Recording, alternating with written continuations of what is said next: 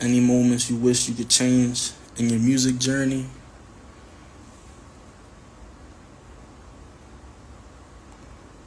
I wish I would have took this real serious.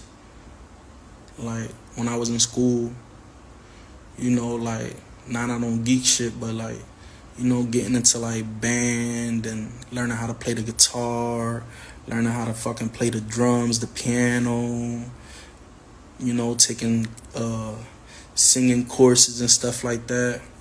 I mean, I turned Muslim after my son was born, but I was into church. I wish I was good into like the choir and shit like that. When then I start my music career, I say right before I left Philly, 2019, I was just like recording a lot, bumping to some man named DJ Jizz and shit, and he was showing me love and shit. I recorded like in that year alone, I recorded like 40, 50 something songs, I think. Shit like that. I always used to be like, Philly shit, smoke weed with my niggas and shit. And then we bust up a freestyle and shit, cypher and shit like that.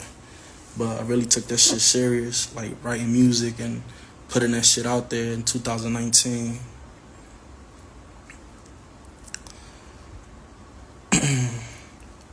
Have you ever received support or recognition from established artists? Well, for real, Jadakiss had this thing going out that like if you was a new artist and stuff like that, so he reached out for that. Cassidy did too. I reached out to Oskino. I was booked with Oskino one time, and he showed mad love with the prices and stuff like that, even though I never pursued that. Same thing to OT, The Real, Flowski. Who else reached out to me? I remember one time I was taking the Frankfurt line, and I was just about to jump on the L, and I bumped into Hollow Man. And Hollow Man had that mixtape, I forgot what it was.